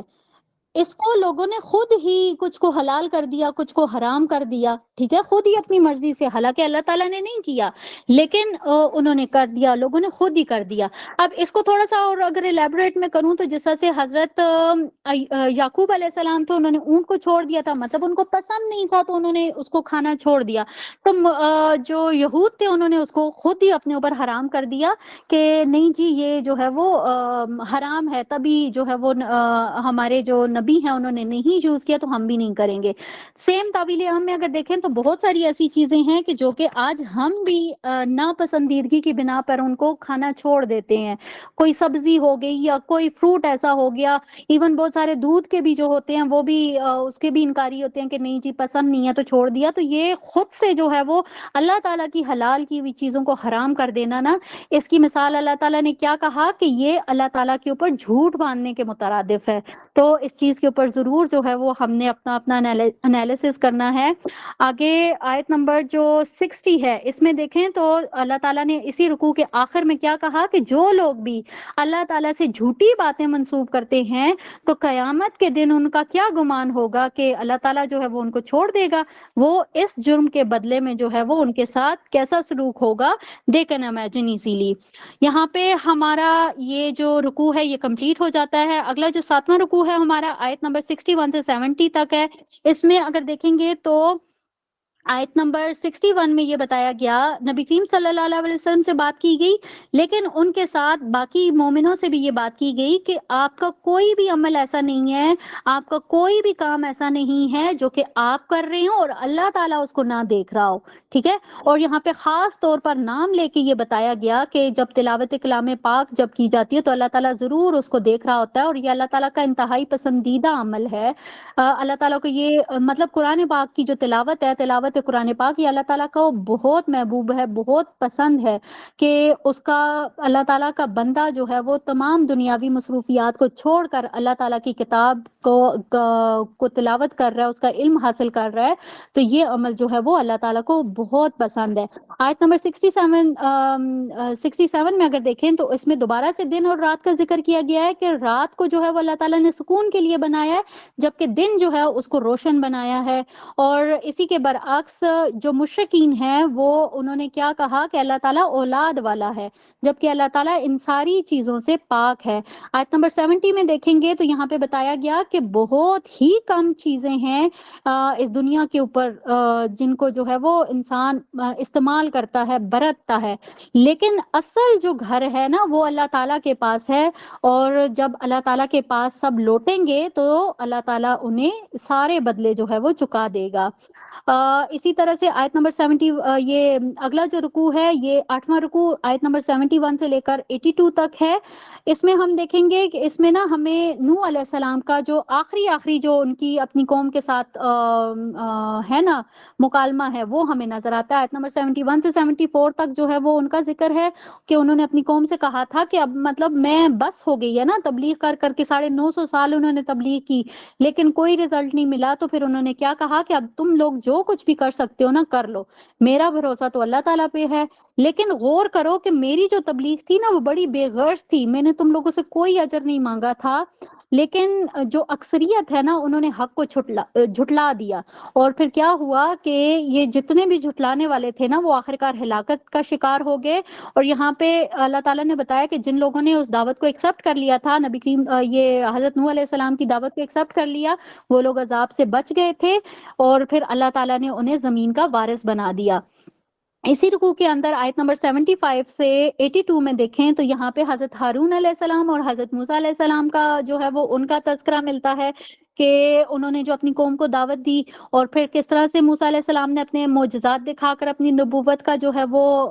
اس کا ثبوت دیا تھا۔ لیکن اس کے برعکس جو فرعون تھا اس نے ان کی دعوت کا کس طرح سے مذاق اڑایا، ان کے معجزات کو جادو قرار دیا، اور پھر اس جادو کے جواب میں اس نے اپنے جو جادوگر تھے ان کو بلایا۔ تو یہ الحمدللہ یہ ساری چیزیں ہم پڑھ چکے ہیں، تو یہاں پہ تھوڑا سا جو ہے وہ اس کو گو تھرو کیا گیا ہے۔ اب یہاں پہ یہ بتایا گیا کہ یہاں پہ بھی کیا ہوا کہ حق جو ہے وہ ظاہر ہو گیا، حق کو اللہ تعالیٰ نے بلند کر دیا، اور باطل جو ہے وہ باطل کا باطل ہونا ثابت کر دیا گیا۔ اگلا جو رکوع ہے رکوع نمبر 9، یہ ہے آیت نمبر 83 سے 92 تک۔ اب اس میں جو ہے وہ ہمیں حضرت موسیٰ علیہ السلام کا جو ہے وہ ذکر نظر آتا ہے، اور یہ بتایا گیا کہ بنی اسرائیل کے بہت تھوڑے سے نوجوان تھے جو کہ موسیٰ علیہ السلام پہ ایمان لے کے آئے تھے۔ اب اس کی جو ریزن ہے وہ کیا تھی کہ میجورٹی لوگ ایسے تھے جو کہ فرعون کے لیے ایز اے ایجنٹ کام کرتے تھے، مطلب وہ اس کے کارندے تھے، وہ اپنی ہی قوم کے لوگوں کو ستانے کے لیے اس کو ہیلپ کیا کرتے تھے۔ تو یہاں پہ موسیٰ علیہ السلام نے اپنی قوم کو صبر اور اللہ تعالیٰ کے اوپر توکل کے جو ہے وہ تلقین کی، اور ساتھ ہی ان کی قوم نے جو ہے وہ ان ریٹرن انہیں یہ چیز جو ہے وہ اس کو انڈوز کر دیا کہ ہم اللہ تعالیٰ کے اوپر توکل کرتے ہیں۔ یہاں پہ ہمیں ان کی ایک دعا بھی نظر آتی ہے کہ انہوں نے اللہ تعالیٰ سے کیا دعا کی کہ اللہ تو ہمیں ظالموں کے ظلم سے، ان کے شر سے محفوظ فرما، اور ہمیں ان کے لیے ذریعہ آزمائش نہ بنا۔ آیت نمبر 87 میں دیکھیں گے تو یہاں پہ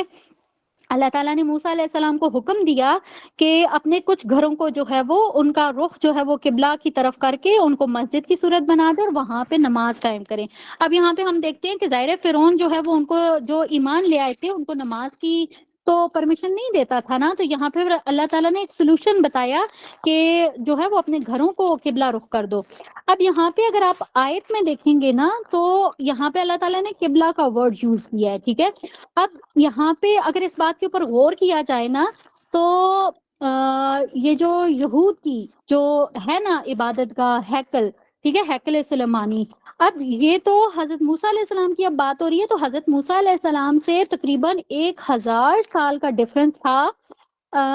حضرت سلیمان علیہ السلام میں۔ حضرت موسیٰ اور حضرت سلیمان علیہ السلام میں 1000 سال کا ڈفرنس تھا کہ موسیٰ علیہ السلام کے بعد جب حضرت سلیمان علیہ السلام آئے تھے وہ پھر انہوں نے یہ ہیکل سلیمانی جو تھا وہ تعمیر کیا تھا، تو یہ یہود کا وہ قبلہ ہوا تھا۔ یہاں پہ اگر غور کیا جائے تو موسیٰ علیہ السلام کی بات کی جا رہی ہے، اور یہاں پہ جب وہ مصر میں ہیں وہاں کی یہ بات کی جا رہی ہے نا، تو اگر اس چیز کے اوپر غور کیا جائے تو ہم یہ بات بہت اچھے سے سمجھ سکتے ہیں کہ قبلہ کی اگر بات کی گئی ہے تو قبلہ سے مراد خانہ کعبہ ہی ہے۔ تو یہاں سے یہ بات شیور ہو جاتی ہے کہ جس طرح سے کہا جاتا ہے نا قبلہ اول، تو اگر قبلہ اول کی بات کی جائے نا تو یہ جو بنی اسرائیل ہے نا ان کا بھی اگر دیکھا جائے تو قبلہ اول جو ہے وہ خانہ کعبہ ہی ہے، ٹھیک ہے۔ ہیکل جو ہے وہ بہت بعد میں تعمیر ہوا تھا۔ اور یہاں پہ اگر 88 میں اگر دیکھا جائے تو موسیٰ علیہ السلام کی طرف سے ایک دعا بھی نظر آتی ہے، ایک فریاد جو انہوں نے اللہ تعالیٰ سے کی تھی کہ یہ جو آل فرعون ہے ان کے پاس بہت سارا مال ہے، بہت سارا ان کے پاس قوت ہے، تو اب یہ اس مال کو، اس قوت کو جو ہے وہ اللہ کے اگینسٹ یوز کرتے ہیں۔ تو یہاں پہ انہوں نے اللہ تعالیٰ سے یہ دعا کی کہ یا اللہ ان کا یہ جو مال ہے یا یہ جو ان کے اسباب ہیں ان کو تباہ کر دے انہیں، تاکہ یہ جو لوگوں کو ایمان لانے سے محروم کر رہے ہیں تو یہ ساری چیزیں جو ہے یہ اس کو تباہ کر دے۔ آیت نمبر 89 میں دیکھیں گے تو اللہ تعالیٰ نے ان کی یہ فریاد سن لی تھی، اور فرعون کو اس کے لشکر کے سمیت جو ہے وہ اللہ تعالیٰ نے غرق کر دیا تھا۔ اور اسی طرح سے ہم یہ بھی دیکھتے ہیں اسی رکوع میں ہمیں نظر آتا ہے کہ جب فرعون غرق ہو رہا تھا تو اس وقت اس نے یہ دعویٰ کیا تھا کہ میں فرعون کے رب کے اوپر میں मूसा के रब के ऊपर मैं ईमान लाता हूँ। तो यहाँ पे अल्लाह ताला ने क्या फरमाया कि मौत अगर सामने आ जाए ना तो फिर ईमान लाना जो है वो एक्सेप्ट नहीं किया जाता। और आयत नंबर 92 में जो है वो अल्लाह ताला ने फरमा दिया कि अब तुम्हारी लाश को जो है वो महफूज कर लिया जाएगा और उसे लोगों के लिए निशाने इबरत बनाया जाएगा। तो ये चीज़ हम बहुत अच्छे से जानते हैं कि आज भी कहाँ फ़िरौन, कहाँ उसका वो सारा दौर, और उसके बाद आज भी जो है वो उस फ़िरौन की मम्मी जो है वो इस दुनिया के ऊपर मौजूद है। तो यहाँ पे अल्लाह ताला की ये बात सच साबित हो जाती है कि अल्लाह ताला ने क्या कहा कि मैं तुम्हारी लाश को लोगों के लिए जो है वो इबरत बनाऊँगा। रुकू नंबर 10 है आयत नंबर 93 से 103 तक। 98 अगर आयत में यहाँ पे अगर आप देखेंगे तो इसमें भी अल्लाह ताला ने जो है वो ये बताया कि जिस तरह से ये जो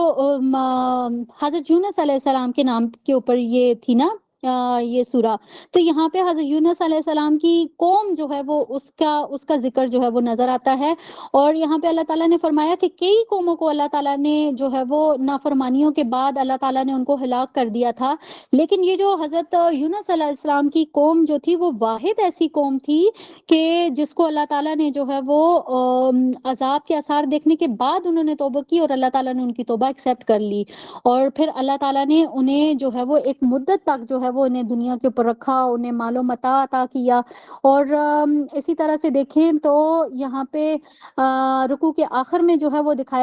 ये बताया गया कि कायनात में अल्लाह ताला की कितनी कुदरत की जो शाहकार हैं वो हमें नज़र आते हैं। लेकिन सेम वही बात है कि इनके ऊपर गौर सिर्फ वही करते हैं जिनके अंदर ईमान होता है। तो ज़रूर यहाँ पे अपने लिए ये दुआ करें कि अल्लाह ताला हमें पुख्ता ईमान, कामिल ईमान नसीब करे कि हम भी जो है वो अल्लाह ताला की निशानियों के ऊपर गौर व फ़िक्र करने वाले बन जाएँ। आमीन सुम्मा आमीन। यहाँ पे जो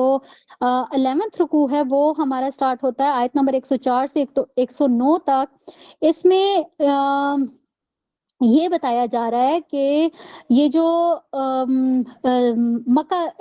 अहले मक्का थे, मतलब ये जो थे कुरैश के सरदार, ये नबी करीम सल्लल्लाहु अलैहि वसल्लम को एक ये दावत दे रहे थे कि कुछ अरसे के लिए जो है वो आप हमारे बुतों की परस्तिश करें, फिर कुछ अरसे के लिए जो है वो हम आपके माबूद की परस्तिश करेंगे, ठीक है? हम उसकी इबादत करेंगे। तो यहाँ पे जो है वो क्लियरली ये बताया गया, नबी करीम सल्लल्लाहु अलैहि वसल्लम से ये कहलवाया गया कि आप ऐलान कर दें कि मैं अल्लाह के सिवा किसी और हस्ती की परस्तिश नहीं करूंगा, ना ही किसी ऐसे माबूद को पुकारूंगा जो कि मेरे लिए किसी भी नफे या नुकसान का इख्तियार नहीं रखता है।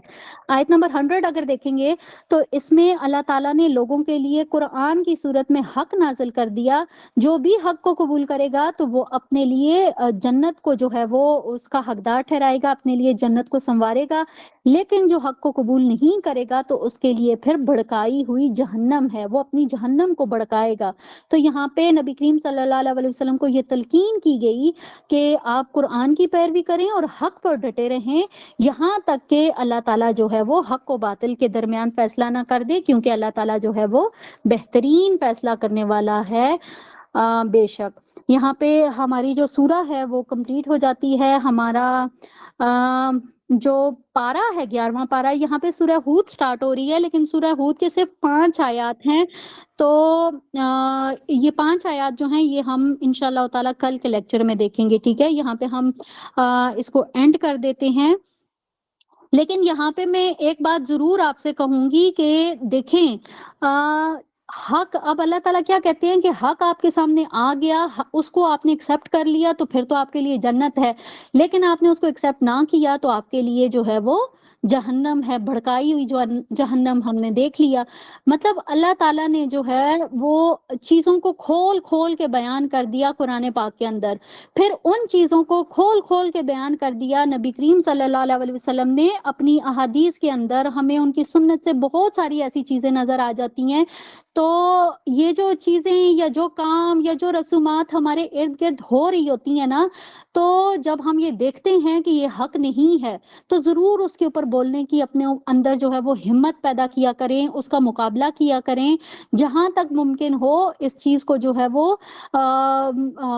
ٹھیک کرنے کی جو ہے وہ کوشش کیا کریں۔ اور یہاں پہ ایک بات اور دیکھ لیں کہ یہ قوم یونس جو تھی نا، یہ انتہائی خوش نصیب قوم تھی کہ انہوں نے عذاب کو دیکھ لیا اور انہوں نے توبہ کر لی۔ اگر اسی بات کو اگر ہم آج دیکھیں نا، تو آج آج امت مسلمہ کا کیا حال ہے، مطلب کن چیزوں سے وہ دوچار ہے، کون سے حالات کو فیس کر رہے ہیں ہم لوگ، کتنے عذاب ہیں جو ہمیں چھوٹے چھوٹے عذابوں کی صورت میں ہمیں وہ نظر آ رہے ہیں۔ تو کاش ہمارے یہ جو امت مسلمہ ہے، یہ جو ہے، کاش اس کے اندر بھی اتنا ایک کہتے ہیں نا، ایک ایسی چیز، ایک غور و فکر کرنے والا کوئی ایلیمنٹ پیدا ہو جائے کہ وہ ان ساری چیزوں کو دیکھ کے عبرت حاصل کر لے، اپنے گناہوں کی معافی مانگ لے۔ کیونکہ یہ بات ہم نے بہت اچھے سے پڑھ لی ہے نا کہ اللہ تعالیٰ کسی بھی قوم کو تباہ کرنے سے پہلے، اس کو ہلاک کرنے سے پہلے، اس کو چھوٹے چھوٹے عذابوں سے جو ہے وہ اس کو آزماتا ہے۔ تو آزمائش والا دور تو ہم پہ بھی آج گزر رہا ہے، تو بہت بہتر ہوگا کہ ہم آج ہی اپنے جو ہے گناہوں کی معافی مانگ لیں، ہم اپنے جو پرانے عقائد ہیں ان کے اوپر توبہ کر لیں، بجائے اس کے کہ کل کو ہمارا وقت بھی آ جائے قریب اور اس وقت ہم فرعون کی طرح آخری وقت میں توبہ کر رہے ہوں، تو وہ والی توبہ ایکسیپٹیبل نہیں ہوگی۔ اللہ تعالیٰ ہمیں جو کچھ پڑھا ہے اس کے اوپر عمل کرنے کی توفیق عطا فرمائے، آمین ثم آمین۔ بارک اللہ لی ولکم فی القرآن الکریم ونفعنی وإیاکم مما فیہ من الآیات والذکر الحکیم،